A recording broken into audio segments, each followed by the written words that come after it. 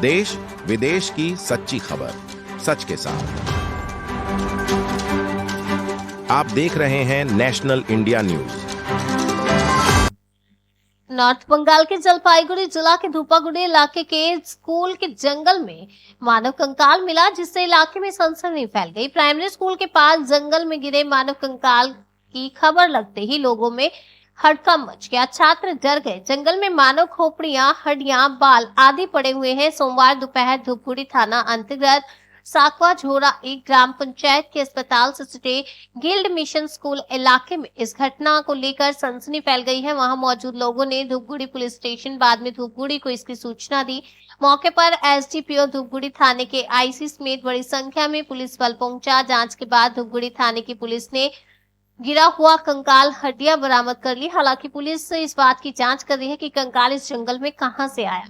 सूत्रों के मुताबिक कुछ साल पहले इस स्कूल के पास मानसिक रूप से असंतुलित एक व्यक्ति की हाथी ने मारकर उसकी हत्या कर दी थी, जिससे एक बार फिर कंकाल मिलने की आशंका है। विद्यालय के कार्यवाहक शिक्षक अनिमेश बाबू ने कहा कि इस विद्यालय के छात्रों को विभिन्न खतरों के कारण कई समस्याओं का सामना करना पड़ रहा है। हम चाहते हैं कि जल्द ही चारदीवारी का निर्माण हो। কোন দায়িত্বে আছেন স্কুলে? আমি স্কুলে টিএসসি দায়িত্বে আছি। কোন স্কুল এটা? এটা হচ্ছে গিল্ড মিশন প্রাথমিক বিদ্যালয়। কি হয়েছে ঘটনাটা? ঘটনাটা হচ্ছে যে আজকে আমি যখন স্কুলে আসি 10:30টায়, তো এসে দেখি কিছু লোক এখানে ঘোরাঘুরি করছে। একজন লোক ওনাকে আমি চিনি না অতটা, উনি আমাকে বললো যে স্যার আপনাদের এখানে লাশ পাওয়া গেছে। কিন্তু লাশ আমি তো ওটা জানি না। তারপরে বললো এখানে হাড়গোড় পড়ে আছে, চলেন দেখবেন। তখন আমি ওনার সাথে আরও 2-1 ছিল পাশে গ্রামেরই, গিয়ে দেখি যে ওখানে মাথার খুলি, একটা প্যান্ট দেখলাম, ছোটো প্যান্ট, তারপর হাড়গোড়, এগুলো সব পড়ে আছে। তারপরে পুলিশকে আপনারা খবর দিয়েছেন? তারপর পুলিশকে আমরা খবর দিইনি, অনেক লোকজন আসছে, ওনারাই হয়তো খবর দিয়েছেন। আমি আমার উদ্বোধন কর্তৃপক্ষ যে আছেন এসআই, ওনাকে আমি জানিয়েছি ব্যাপারটা। স্কুল থেকে কতটা দূরে? স্কুল থেকে একটুখানি, মানে কত বলবো, 10 থেকে 15 মিটার। কি মনে হচ্ছে, হাড়গোড় কেউ ফেলে রেখে গেছে নাকি কোনো ঘটনার শিকার ব্যক্তি?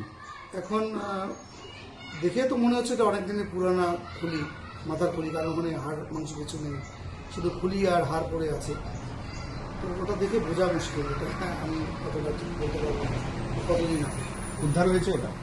হ্যাঁ, পুলিশ আসছিলেন, 2-3 গাড়ি নিয়ে অনেক কজন পুলিশ আসছিলেন, ওনারা এখানে এসে তদন্ত করে দেখলেন, সম্ভবত নিয়েও গেছেন।